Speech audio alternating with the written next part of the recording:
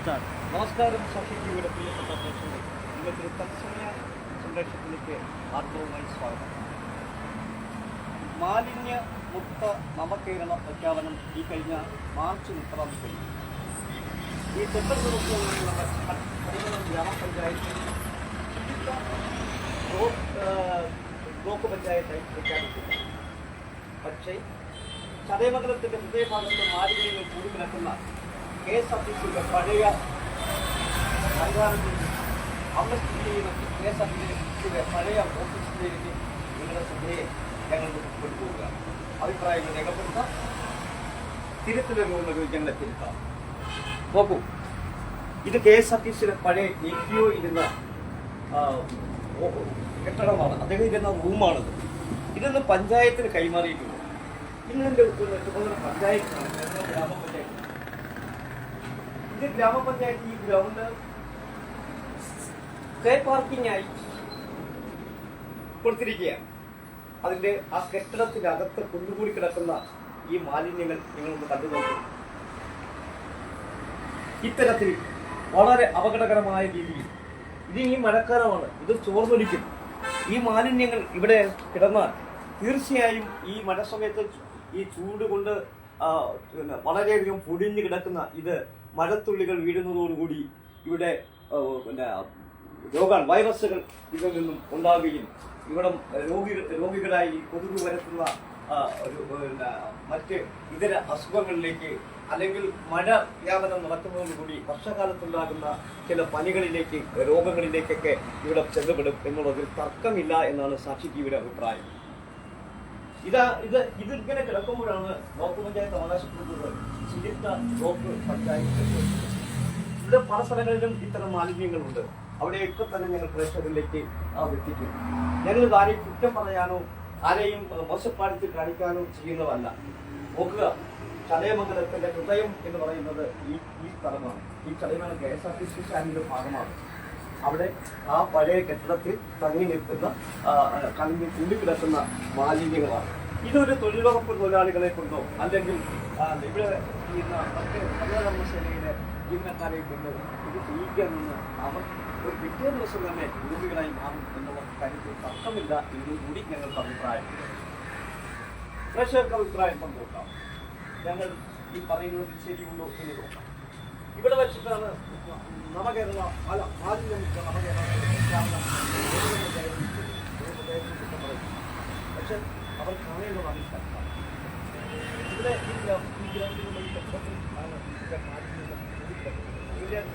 വേറൊന്നും ചെയ്യണ്ട. ഈ പൊടിഞ്ഞു പോയ കടമ്പകൾ ഇതിൻ്റെ സാമൂഹിക വികസനമായാലും ഇതിൻ്റെ കാസുകളായി ഇത് പറഞ്ഞുകൊണ്ട് കഥകൾ എന്ന് പറയുന്നത് ഇത് ബന്ധുള്ള മാലിന്യങ്ങൾ ദൈവീന്ന് നീക്കം ചെയ്തിട്ടുണ്ട്. ഈ പരിസരം മാലിന്യ മുക്ത നവകേരളം തന്നെ ആക്കിയിട്ട് വെക്കുക. ഇവിടെ ഈ ചെത്തി ഒഴിഞ്ഞുപോയ ചുറ്റിനും മാറ്റി ഈ കെട്ടിടം നല്ലവർക്ക് വൃത്തിയാക്കിയിട്ട് കഥകൊക്കെ ഇട്ട് കഴിഞ്ഞാൽ എന്തെങ്കിലും ഒരു സ്ഥാപനം തുടങ്ങാൻ ഈ പഞ്ചായത്തിന് കൊടുക്കാൻ കഴിയും. ബ്ലോക്ക് പഞ്ചായത്ത് അധികാരികൾ ഈ ശുദ്ധമായിട്ട് നമ്മൾ ചാണകങ്ങൾ കൊടുത്തി നോക്കാതെ ദൂരമായി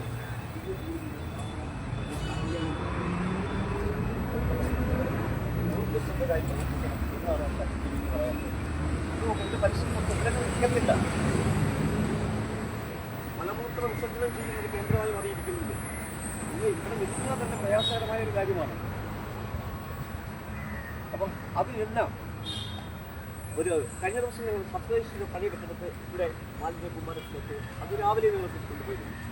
ഇതൊക്കെ പ്രഖ്യാപനങ്ങൾ നടത്തുമ്പോഴും ആ പ്രേക്ഷകർ ഞങ്ങളുടെ അഭിപ്രായം പ്രേക്ഷകർ ആ ഈ കാണിക്കുന്ന സ്ഥലങ്ങൾ വന്ന് നേരിട്ട് സന്ദർശിച്ച് നോക്കി സത്യജീവി പറയുന്ന ഒരു കാര്യമുണ്ടോ ഇല്ലയോ എന്ന് നിങ്ങൾക്കറിയാൻ കഴിയും.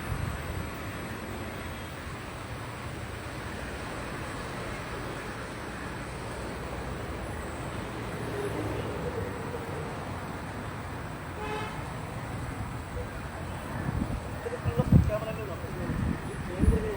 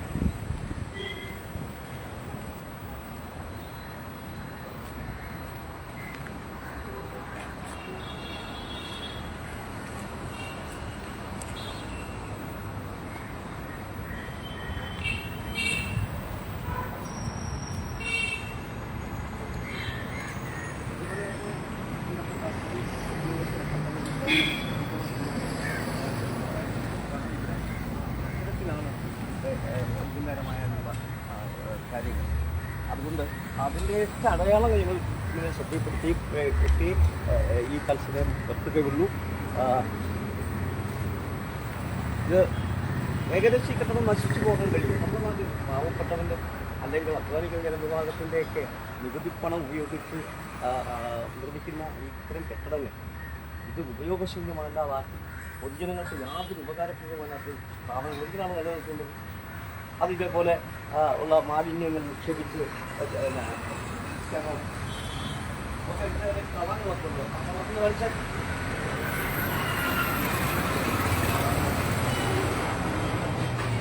ഇവിടെ ഇത്തരം പരിപാടികളൊക്കെയാണ് ഒരു സമയം കഴിഞ്ഞാൽ നടക്കുന്നത്. അതിൻ്റെയൊക്കെ സൗകര്യമുണ്ട് ഇതിൻ്റെ.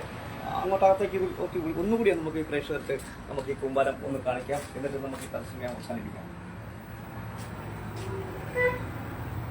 മുകളിലോട്ട്